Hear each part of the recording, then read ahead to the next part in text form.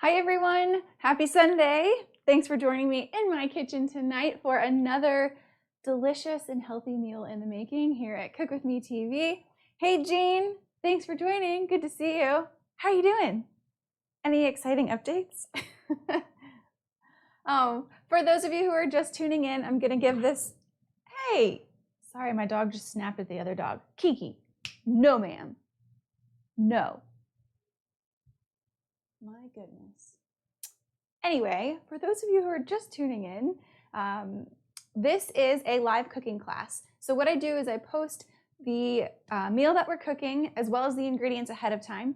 Gives you some time to go to the grocery store, get the ingredients that you need to take this class along with me, but in your own kitchen. So you get to be in the comfort of your own kitchen where you're used to, the utensils that you have. And then at the end of the class, you have a delicious meal, a delicious dinner for you and your family on the table. And it's kind of like a win-win for everybody. So I hope you take a class sometime with me. Like I said, you can check out our Facebook page, Cook With Me TV, for all of the ingredients. All of these classes will be posted as events. So that's where you'll see all of the information there. And a few tips of some people have been cooking with me and I've gotten some feedback from them. So some things that will make it easier for you to do are to cook with two people. So using a partner in the kitchen makes this class much more enjoyable because one person can be doing some of the cooking while the other person maybe is manning the computer or the phone and like asking questions or making comments or something like that. And then you guys can switch, of course, but it's just a little bit easier and more manageable with two people in the kitchen. Also, having a partner in the kitchen is good because then two people are learning how to cook, right? I know that a lot of the people that I work with in my private practice, there's usually just one person who's sort of like the dedicated cook of the house, which that works well in many cases, but I think it's always helpful to have two people who know a little bit of cooking so that you guys can help each other out. Just makes things a little bit easier. Hello, Mother. Good to see you. Hey, Keith. Thanks so much for joining. Good to see you. Hey, friend. Doing well. Just living our best lives. I bet you are. That's exciting. Hi, Anna. Good to see you. Thanks for joining. So what we're going to do is cook shakshuka. Do you know what shakshuka is? Have you ever heard of it before? We have cooked it before on the show. What it is a dish that originated in Africa, where they just used very basic ingredients like onions and tomatoes to kind of cook sort of like a stew. And then what they would do is crack eggs into that tomato stew and let the eggs cook. You can let them cook for as long or as little time as you want, depending on how you like your yolk. Do you like your yolk runny? Then you wouldn't cook it as long. If you really like a fully cooked yolk, then just cook until those eggs are fully cooked. And then along with that, you could use like bread to kind of soak up all the wonderful juices in the tomatoes. But tonight we're doing a little bit of a spin on it and adding a little Mexican flair. So instead of this being primarily a red dish, it's going to be a green dish. So instead of tomatoes, we're going to use lots of greens. So I've got some baby spinach and then some other kind of blend here. We're going to cook these down in veggie stock instead of tomatoes. We're also going to use some garlic and onion in there, some aromatics and some other nutritious ingredients. And then with that, we're going to crack the eggs into that mixture, let them cook. And then we're going to toast up some corn tortillas and put all of that lovely egg and green mess, if you will, on top of the corn tortillas, and then put taco toppings on top. So whatever you want to do. Cheese, I've got cheese, lime, avocado, cilantro, hot sauce, of course, you could do salsa, whatever you like. So this is a really easy dish. It only uses one pan. This is the pan I'm going to be using tonight. So if you are cooking with me, go ahead and get out your largest saucepan that you might have. Hey, Diane, good to see you. Thanks for joining. And let's get to cooking, shall we? So the first thing that we're going to do is, actually, give me 1 second. If you are cooking with me, go ahead and chop up your onion and your garlic. I'm just going to use half of this onion. You want to use one small yellow onion or any color onion, and a few cloves of garlic, 3 to 4 cloves of garlic. So go ahead and chop those up. I just noticed that my microphone is running out of battery, so I'm going to put these in real quick.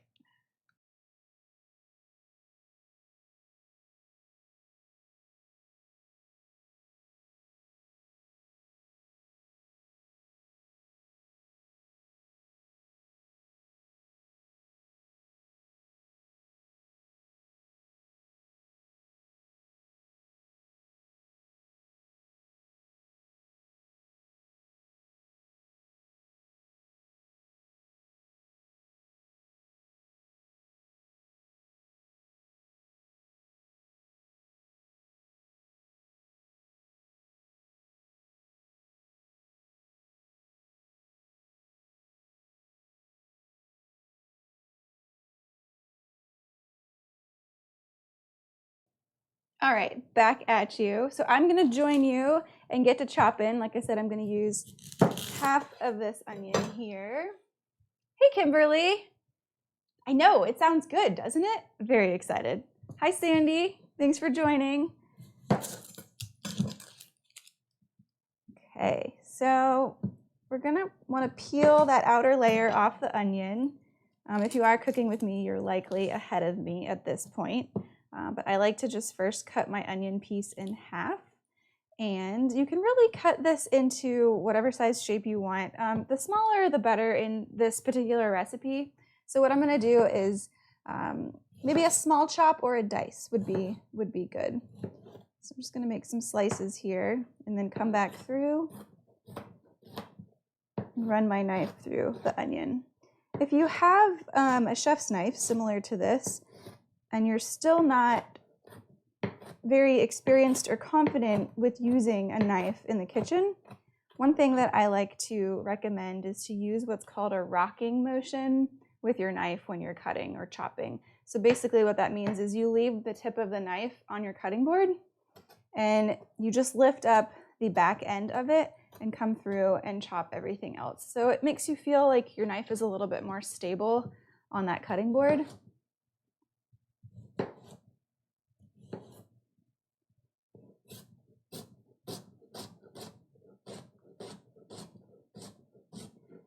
Easier to speed up or slow down the speed as well.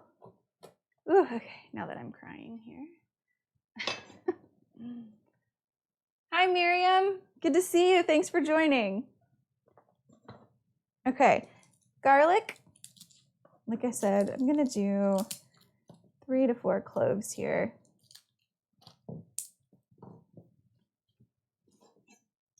And you know my style.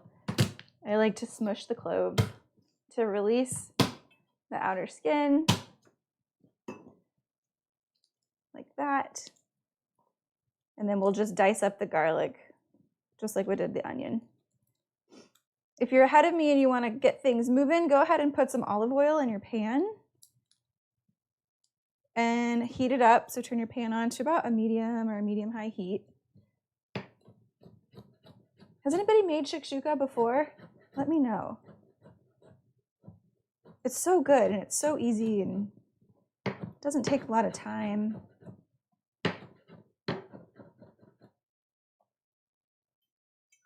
I'm gonna go ahead and put some olive oil in my pan and turn the heat on here. And then we'll just throw the onions and garlic right in. We're just gonna cook them long enough to soften them. Just be careful because your garlic will burn if you're not going to stir it frequently if you're putting it in this soon. I usually like to add the garlic a little bit later in the cooking process.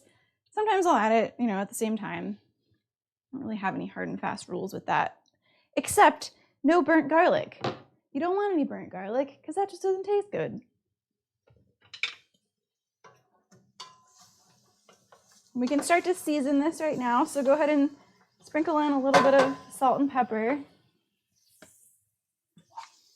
I like to season vegetables all along the way. Salt helps to enhance the flavor of your vegetables, so don't be afraid to use it.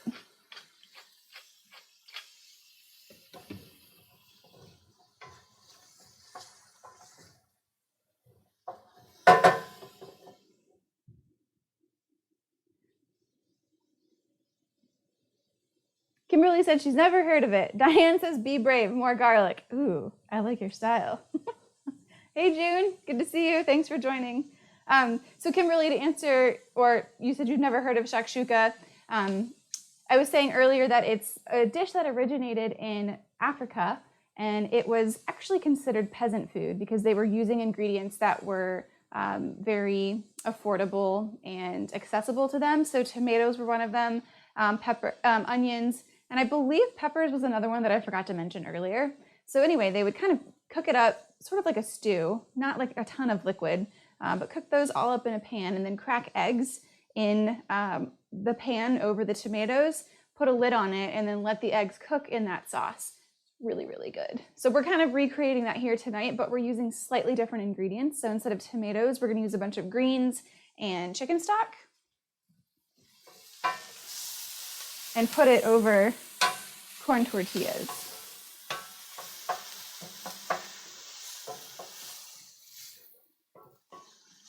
I'm gonna let that cook for just another minute, and then we'll go ahead and throw the greens in. Hey, Ashley, good to see you. Thanks for joining.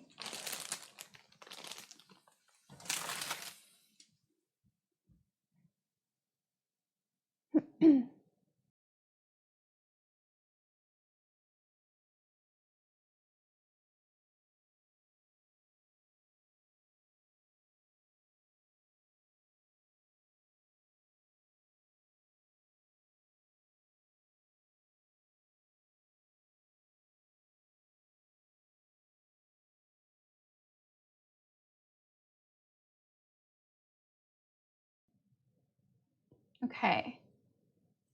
Yes, can't go wrong with those ingredients. Totally agree. Hello, hello, hello. Okay, I'm going to go ahead and throw in the greens as well as the chicken stock. So if you're cooking with me and your onions and garlic are looking pretty translucent, they're softening up, you can smell them. You can really smell the onions once you pop them in the pan. We're going to do a whole bag of spinach here. I know this seems crazy, but this stuff will cook down a lot. And so I'm actually going to throw in another bit of these greens. When you're doing this dish, try to, if you can, like if you have access or you've got the option to add some variety to your greens. Variety is always a good thing. So spinach and then maybe some kale as well would be good. This is a cool blend. It's got baby spinach, mizuna, chard, and kale. I'm just going to add maybe half of this guy.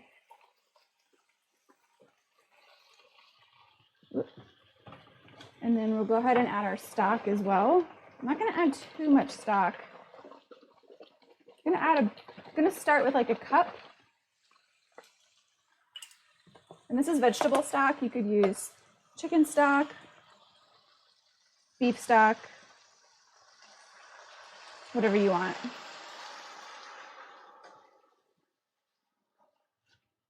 So this recipe, actually, I found this recipe on, I think it was Bon Appetit, and I cooked it like a couple weeks ago. And instead of using stock, they actually used milk and like heavy cream.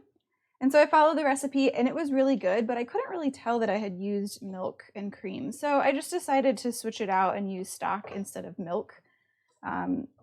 Nutritionally speaking, if you're interested, calcium can inhibit with the absorption of iron. So there's lots and lots of iron in these dark leafy greens, but the calcium in the milk would not really allow your body to absorb as much iron as it possibly could. So just a little food for thought there, especially for the women out there who might be frequently low in iron. It is a problem for many of us.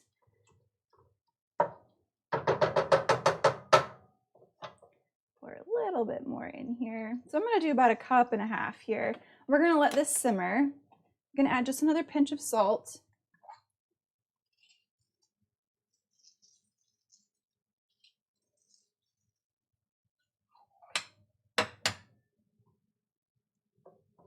And once these greens are a little bit more wilted, we'll go ahead and pop the eggs in.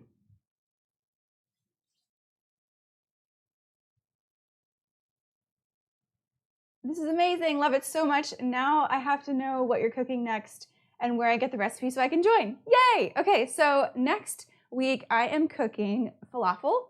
We're actually taking like a little shortcut, and I'll give you a sneak peek of how we're taking a shortcut. If I have it up here, which I guess I don't have it up here. Hang on.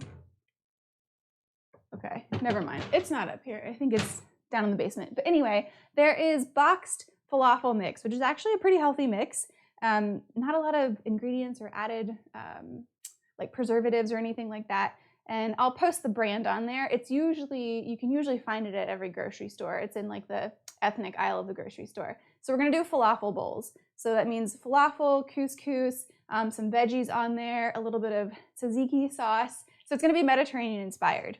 You can find the ingredients list on our Facebook page. So this Cook With Me TV Facebook page, it'll be posted as an event, and I'll probably post it tomorrow.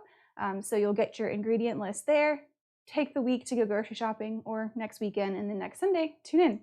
So that is where you can get the recipe. And then the following week, we're doing pumpkin mac and cheese, which I'm really excited about. I know it sounds a little strange, but just trying to take advantage of, you know, fall and pumpkin, everything. It's really, really good.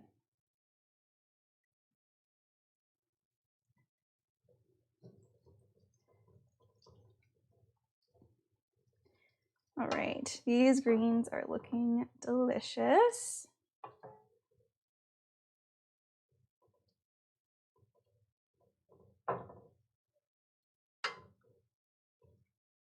You know what? I'm gonna add the rest. I'm gonna add the rest of these greens. Why not? I'm gonna have a bunch of leftovers tonight, which is perfect because having, you know, another dinner during the week or maybe lunch leftovers for tomorrow, you don't have to think about a different meal. You've already got something healthy that's made and ready to go. So I'm gonna add the rest of this spinach in. If your spinach is already wilted and looking nice, go ahead and crack your eggs in. You do want to have still a little bit of liquid at the bottom. So if you can see it here, I still have some liquid in the bottom there. You still want some liquid, so if you feel like yours has evaporated or your greens have maybe soaked some up, go ahead and add a little bit more in there. Okay, and then to crack your eggs in, you can make like a little well with your spoon coming through, so they have a little place to nestle in there. You can cook as many eggs as you think you're going to eat tonight, or if you've got leftovers.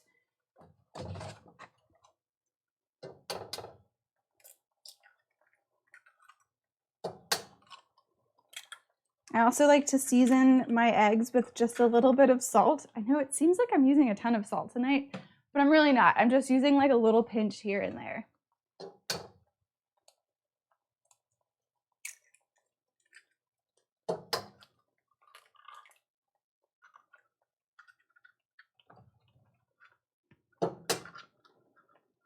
You can really fit, you know, as many eggs in here as you could do like a whole dozen if you wanted to.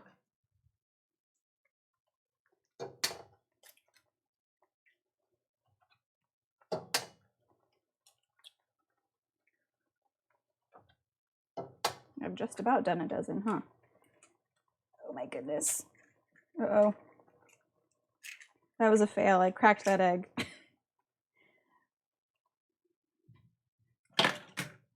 Okay, what is that? 2, 4, 6, 8. 8 eggs.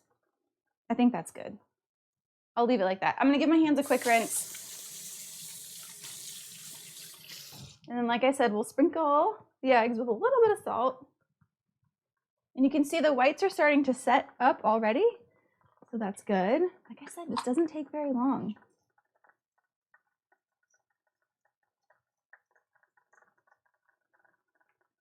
You don't want your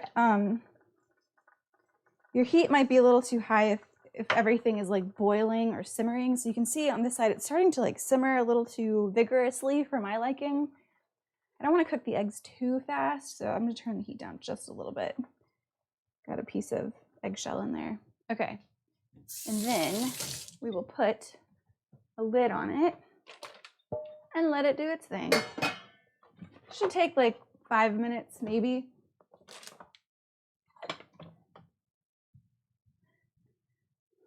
Okay. Yay, the pumpkin mac. Oh, you'll be out of town for falafel bowls. Okay, well, all of the videos are available for replay, so you could take the class at a later time, but doing it live is way more fun. So I'm excited to see you here for the pumpkin mac and cheese. Very exciting.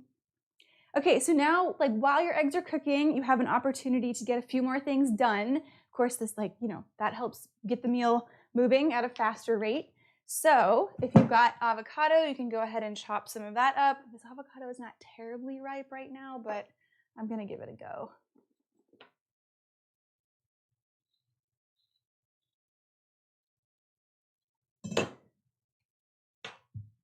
It is pretty, but not necessarily. Oh, actually, it feels pretty good.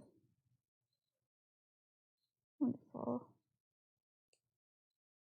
So I'll just do some cross cuts in here, and I'll use a spoon to scoop it out over my tortilla when it's ready. So that guy is ready to spoon out. And then, like I said, you can do salsa. I'm doing hot sauce. This is my favorite hot sauce. A little bit of lime and cilantro, or maybe even just some fresh tomatoes or fresh onion. So we've got that. And then last but not least, if you have a gas stove, you should totally crisp up your corn tortillas over an open fire. And I'm going to show you how to do that right now. I love this trick. This is like a total restaurant trick. So I'm going to turn my burner on here to a medium heat. I don't need like super high, crazy flames going on. And what you do is you take your corn tortillas and lay them over. Tongs work really well in this situation, and they really work well in a lot of areas of the kitchen. So if you don't have tongs, go get some tongs. They're pretty cheap. And so you can see you get a little bit of char on the bottom there. So all you do is just turn them over. Oh, this is my favorite thing to do. It's so fun. Hey, Janet. Oh, well, I'm glad you joined us. So good to see you. How's it going? How's the weather there? It's been hot here. I'm ready for fall. I'm ready for that 60-degree weather. Anybody else?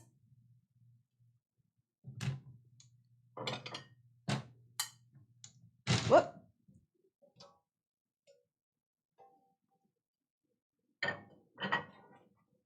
So if you can see, you got get a little char on it. It crisps it up. Oh, it's so good. And we can check on our eggs. Oh yeah, that is looking good. I'm just gonna you know what? That's actually done in my book. I like a runny yolk. So I'm gonna turn the heat off. Got our corn tortillas that are almost done. And we can start putting everything together. Hey, Michelle. Yes, come on, fall. Yay, thanks for joining. Good to see you. Ready for cooler temps. I think we're all ready for cooler temps. Diane, if you have a minute, could you review what to expect if seeking a nutritionist? Ooh, great question. So, are you asking what to expect in meeting with a dietitian, or how to find the right dietitian for you? Which I guess I could just answer both of them, because every dietitian works a little bit. Oh shoot, hold on. let me answer that question in a second, because clearly I just think that I can multitask all day long, even though life proves me wrong every time I try. I just do it anyway. Okay, I'm gonna grab a bigger plate because this meal can be quite messy. Wonderful. Okay, so we've got our corn tortillas. Let's dish this out. I'm gonna grab a spoon here. I'm just gonna scoop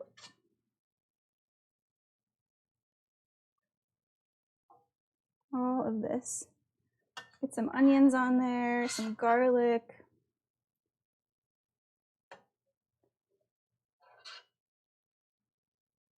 And if you don't want all of the juice, if you don't want your taco to get soggy, then just drain that off.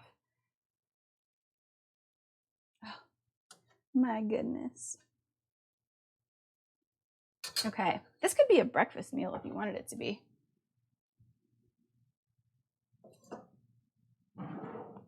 Hi, Kim. Thanks for joining. Hey, Evan and Casey. So this is what we've got so far. We've got our corn tortillas with our greens that have been cooked with some onions and garlic and veggie stock. Got our eggs there on top. Oops, we just spilled all that juice everywhere. And now is the fun part. So cheese. This is cotija cheese. This is a cheese that they use a lot in Mexican restaurants. It goes swimmingly with this dish. But you can use any cheese that you want. If you can't find cotija, you could do just regular cheddar. You could do feta even if you wanted to. It wouldn't be terribly Mexican, but it's not a big deal.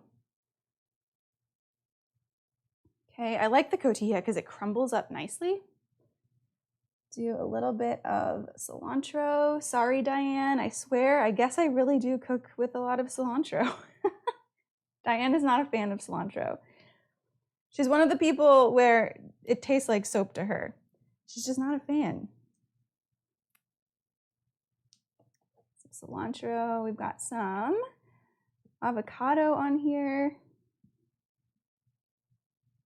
Oh my goodness. This looks so good.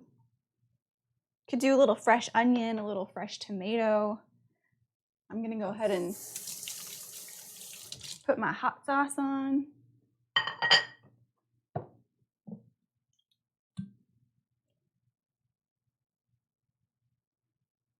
Beautiful. Look at, so good. So good. Oh, Drew also thinks it tastes like soap. That's so funny. It's got that gene. Diane, I fell offline and missed your response. So I didn't actually have a chance to respond because I started to respond and then my tortilla was burning. So I stopped. So Diane's question was, review what to expect if seeking a nutritionist. So the first thing is to know exactly what it is that you want to get out of the meeting with this dietitian or nutritionist. Is it a medical condition that you're trying to manage? Are you just looking to eat healthier? Do you want to improve your relationship with food? Maybe you're someone who's like dieted for many, many years and you're just tired of following diets and you want to just make peace with food and just start to eat a little bit healthier and really not look at food as the bad guy. Just look at it as like a neutral thing. You want to stop obsessing about it and thinking about it every single day. So the first thing is to really figure out what it is that you want to see a dietitian for, and then be very clear about that with the dietitian that you reach out to, just so that you both are on the same page and everyone's expectations are out in the open. Another thing to consider is, are you looking to pay out of pocket or do you need someone to cover insurance? Not every dietitian will accept insurance, but a lot of them do. So ask that question as well. And then usually, most dietitians, especially in private practice, will give you like a free 10-minute consult or something like that for you to ask those questions, for you to see if you two are a good fit to work together. And then once you do start working with a dietitian, everyone's a little bit different. So, I can't really say what it would be like to work with any dietitian, but I do know, like for myself and for a lot of other dietitians that I do know, what they'll do is want to do a basic nutrition assessment on you. So ask you questions like, what's your past medical history look like? What does your diet history look like? Are you taking any medications? Do you have any pre-existing medical conditions? What kinds of foods do you enjoy eating? Do you have any food intolerances or allergies? So some things like that for us to get a better picture of your current health status. And then, of course, your goals. What are your goals to get out of this? And in my opinion, most dietitians that I know will, if you see them one time, it's probably not going to be very beneficial. You really do have to work with them one-on-one over a longer period of time to make the changes that you really want to make, because behavior change just doesn't happen overnight, right? So it just takes some time, and meeting with a dietitian for 3 months or however long it takes you to really make some changes is beneficial, because every time you go up, you can discuss what worked, what didn't, what you can tweak next time to make it better. So it's a constant process of reevaluation of how you're doing and maybe coming up with some ideas of what we can do a little bit differently to help you. So I hope that was a good answer. Let me know if you have any other questions. Happy to answer them. Hey, Silas, good to see you. How do you like, did he get to see a picture of these? I'm gonna give everyone a top-down view. Oh, thank you, Janet. It's very exciting. Very exciting. So here we go. And these are best eaten with a fork. Not really pick them up and eat them like a taco. Just a little forewarning there. Okay. I'm gonna take a quick bite so I can tell you if they're good or not.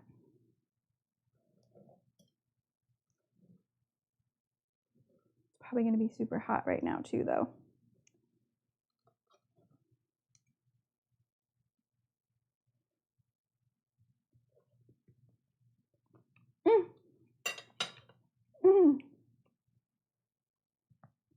So good. So good. Oh, it's delicious. Now try this. Let me know how you like it. Don't forget to doctor it up with all of your favorite taco toppings. That's what really makes it good. Also, you might not know where to start to look for a dietitian. Diane, sorry, just one last thing. The best place to start is, if you're looking for a dietitian who accepts insurance, is to call your insurance company and ask them what dietitians are in network. So that's a place to start. If you don't, jive with that dietitian, or maybe that dietitian isn't accepting new patients, you could do a Google search to see what other private practice dietitians are in your area. Or if you have a very specific medical condition and you want to work with a dietitian who has expertise on that particular area, that's what she does, that's what she specializes in. You can find a listing of dietitians and their specialties on our Academy's website. So if you go to eatright.org, there's a Find a Dietitian button on there, and you can find a dietitian who specializes in that area. Might not be local, but you could do virtual sessions. Okay, it's 7:01. This is perfect. It was under 30 minutes. Very easy, delicious, satisfying meal. Okay, thanks y'all. Again, you can find our schedule on our Facebook page. Come back next Sunday. I'm going to be cooking up falafel bowls, and I hope you join us. So have a wonderful rest of your Sunday. Have an even better week, and I'll see y'all next Sunday. Bye.